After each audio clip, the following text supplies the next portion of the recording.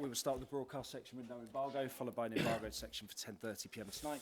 No live tweeting during the broadcast section, please, and use a microphone provided. Michael. Ange, final on the season. How are you? Good. Yeah. Good. How's the squad looking?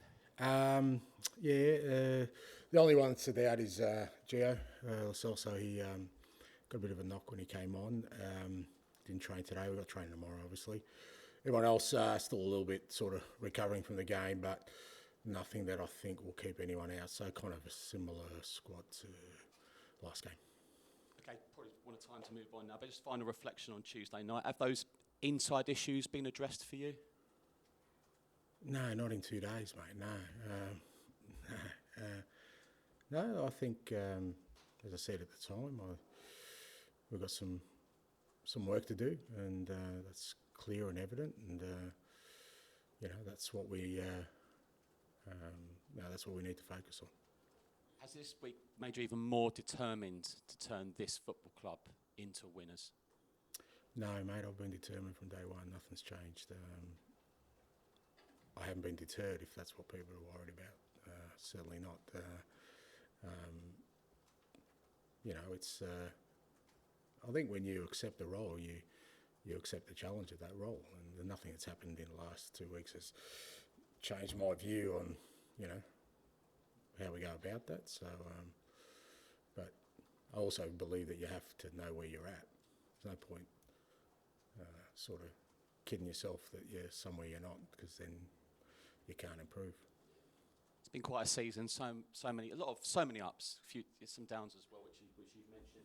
How do you expect the club and the players, the club in general, to look in maybe 12 months' time?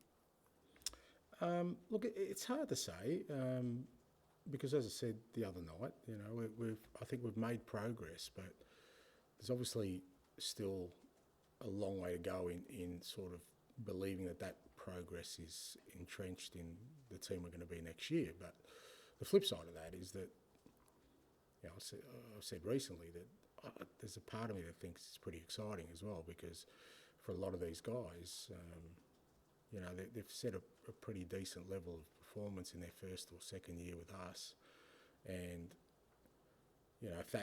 if there's growth there, then I think it'll make us a better football club next year. And I certainly feel like we'll be starting well ahead of where we were at the start of this year for sure. Where that takes us next year will be dependent on how we deal again with whatever challenges we have. I know you want to bring trophies to this club. One of your former clubs, Celtic, sealing the title this week. Just a quick word on them. No, I love it, mate. Yeah, brilliant. Great people, great manager, great staff, great footballers, unbelievable club. And I watched the game and I know, because I've experienced how they would have felt at that final whistle, and then going back to Celtic Park late at night. It's a pretty special place, and credit to them. It was a difficult year for sure for Brendan and the guys, but when it mattered, when it counted, they stood up, and couldn't be happier for everyone there. Been a pleasure. Speak to you in August. Thank you, bud. Charlie. Hi, Ange. I interviewed Dejan Kulusevski yesterday, and he said, yes, the players are hurting because, you haven't been able to qualify for the Champions League. But he said, nothing great is created in one season, and there'll be plenty of positives to take away into the summer.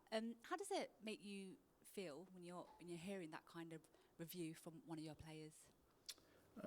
Look, I guess it's important that obviously the players are the most important component in all this, irrespective of kind of my ideas or what I feel, needs to improve. It does need buy-in by the players. I think we've had that for the most part. I guess my sort of assessment at this point is that, a lot of it I still don't feel is embedded in everything we do. And until it is, it's very hard then to kind of think about how do we get to the next level until, I'm reticent to move on, from where we are now in terms of what we're trying to build, unless I really feel that, players, staff, everybody is kind of really firmly on board with the way we want to play and the way we want to sort of train. So, but it does need, buy-in from the players. And the one thing I will say about the whole playing squad is that it hasn't been through a lack of effort or trying. they've given their all this year. We have,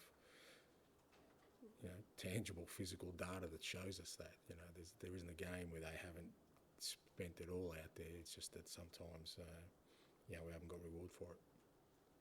Obviously, it's been such a busy season. You've got this game on Sunday, and then, of course, you go to Australia next week. But for yourself, your first season managing in the Premier League, when will you have the time to really reflect on how the season has gone for you, and how would you reflect on it? Yeah, look, I think you kind of start that process towards the end of the season. There's various sort of meetings I'm having this week. Obviously, we've still got a game to go, which is very important for us. But, trying to get sort of as much information as I can before I start sort of really reflecting, because you to get a real sort of accurate picture of where we're at, you've got to go right back to the start, and sometimes some of that's a bit hazy. So it's important you get all the right information, talk to the people who've been there since the beginning, coaches, staff members, players, and sort of collate all that, and then when the season's done, sort of take my own time to sort of go through it methodically and sort of give myself an accurate picture of where we're at, so that when we come back for pre-season, we're in a space where we can hit the ground running. And finally, from me, I know you said on Tuesday after the game that you hadn't seen Rodrigo Bentancur's reaction when he came off. Have you felt the need to speak to him? Have you seen it? Have you spoken to him since then? Yeah, I saw it. Yeah, I saw it. We had a chat about it, and he's a passionate guy. He was angry, but I don't think that's the way you react, and he understands that. And so it wasn't the biggest issue of the night for me, that's for sure. Hi, Ange. Did he say what he was particularly annoyed about? Well, he just wants to win, mate. So, he wanted to be out there to help the team to win. And, he doesn't like it. Felt like he wanted to be out there fighting, and that was taken away from him. I wanted to ask you about VAR. Sorry, I know you've been asked about this a million times this season, but there's talk that there's going to be a vote for it to be scrapped. Where do you stand on that? I mean, I know how you feel about VAR, but would you? Okay. Now It's presented your first press conference, Charlie? if presented with that vote, would it just be get rid? Yeah. Look, I've consistently said I'm not a fan of it, and I don't think they will get rid of it because we're too far down the track. I just don't think it's serving a purpose that it should, and I think they should bring it in when the technology can match the expectations, and I don't think it does at the moment. So when they brought in goal line technology, it was seamless. It was like you bring it in, it helps the game, nothing changes. They're talking about semi-automated offside, so if that is accurate and that's quick, then by all means use it, because it doesn't slow down the game. It doesn't, we get this ridiculous notion of waiting for an hour to look at some blurry images with some lines. I mean, I think it's almost prehistoric that we're going down that route, and yet we accept it. And then the rest of the game, we'll let the referee referee it. And like I said, if the technology gets to a level where we can introduce it and it doesn't affect our game, then by all means. But I don't know. I think there was just this real clamour to bring it in at the time, because everyone kept saying, well, you'll never get the Maradona handball, and you'll never get whatever other decision that. But they were picking up isolated incidents that there's a reason they stand out, because they didn't happen every week. And now all of a sudden, every decision is getting scrutinised, where, like I said, we don't celebrate goals anymore, or we celebrate them 3 times, or we're waiting to see whether something's offside. Linesmen are putting their flags up. It's just changed the game materially. So I would scrap it, not because I'm against it being sort of implemented, but get the technology right, prove that it works, and run it from there. Will you, or have you spoken to the people at the club who'll actually get to vote on this? I guess, unlike you, Charlie, I think they're pretty clear on my views of VAR. So it's been so vague. Yeah. Okay, so I've tried to sort of be fairly explicit about it. So I think, depending on the club's view, I don't think they'll be coming to me asking what I think. I just wanted to ask you, one of the things that's defined this season has been how aligned it's felt like you and the fans have been, which really hasn't been the case for many of the last few years at this club. How then do you view there was this divergence towards the game on Tuesday. You don't have to go over the details, but do you have a message for the supporters? Do you think that's changed anything in your mind? Look, I'd like to think I didn't change my sort of stance or view of that. I think I was asked after the game about the atmosphere, and I said I didn't think it was normal. I didn't like it, but I also didn't say that. I expected fans to behave differently. That's their right, and I've always said that, and I still stand by that. I also stand by the fact that I have an opinion on it. I don't think it's right. It's just the way I feel, and that's. I think you support your team to win all the time, but that's my view. I guess I got it wrong, plainly, that I'm in the minority when it comes to that. So that's a lesson for me, I guess. But I don't think I kind of. Expressed any real sort of disappointment or in terms of asking or pleading for people to do something against their will.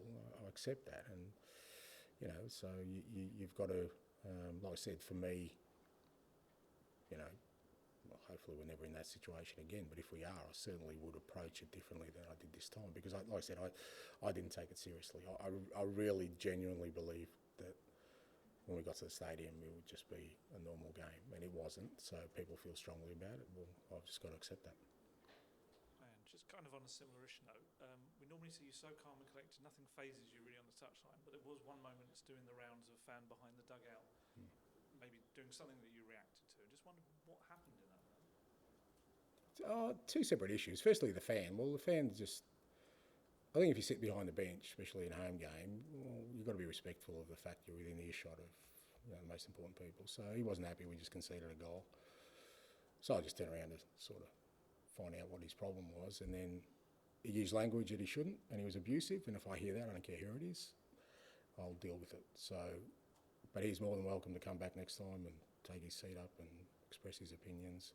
If he swears, if he's abusive, he'll cop the same treatment from me again.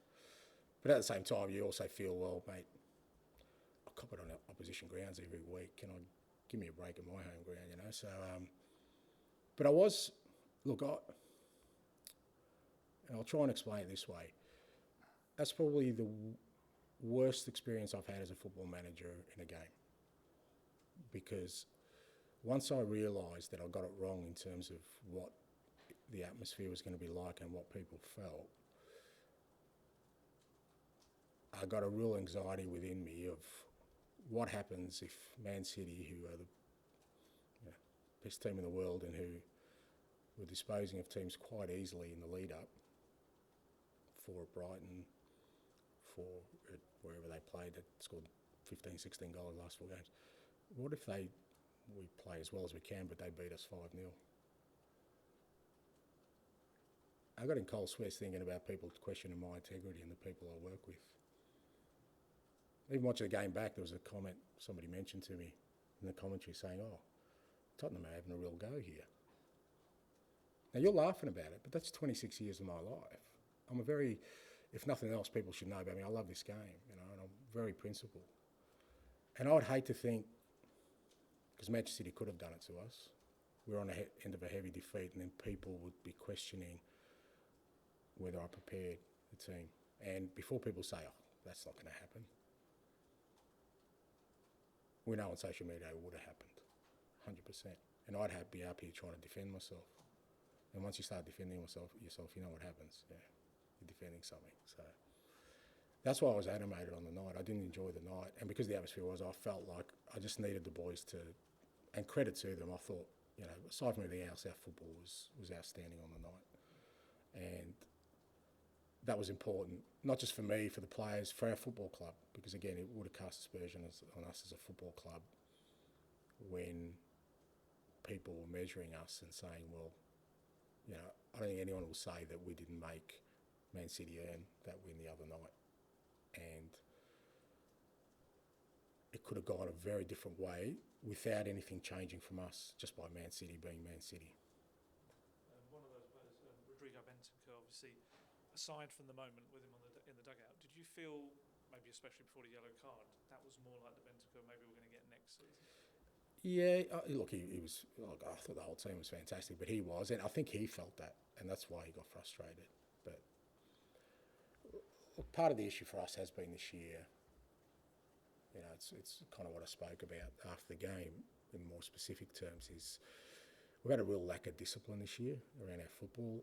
Early in the year, it was mainly red cards and yellow cards. It cost us really badly. And towards the end of the year, it's just been a lack of discipline to really stick to our football principles. There's been too many times where we've let ourselves down in that and we've paid a price. And the goal they scored was a little snapshot of that, of Rodrigo giving the ball away. And then because of that, he wanted to make amends, but he's already on a yellow card, so he can't bring the guy down. So we're paying for two bits of ill discipline against a team that's very disciplined, and then they just go do what they do. You know, they have their moment, they score their goal. So I thought, you know, as painful as it was a good moment for us to really crystallise, like I said, after the game, because I think, again, you know, I was obviously very, you know, I wasn't happy after the game because we lost again. But you know, when you asked me about, you know, foundations, I couldn't sit there and be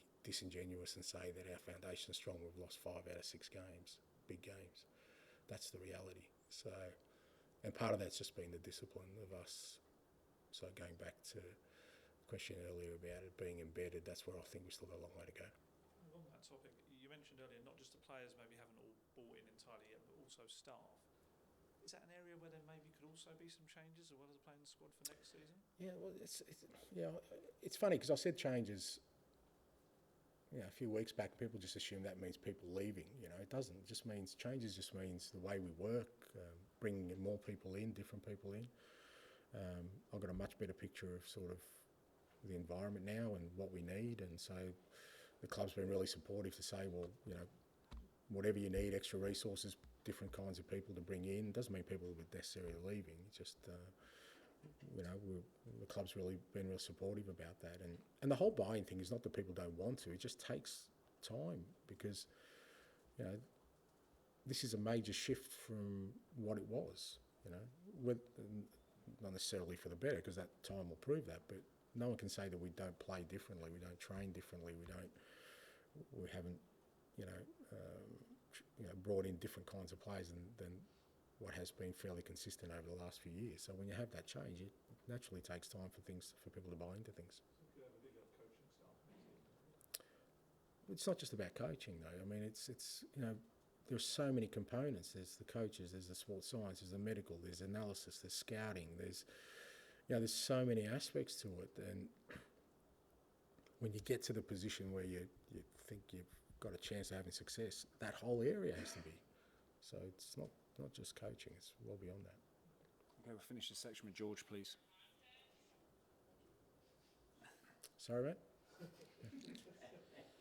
Hi, and you just spoke about that first goal, the first Man City goal, and it does kind of feel like in these sort of recent games against the bigger clubs, the big moments, as you say, have been lacking. I mean, how do you make this group sort of more killers in those moments?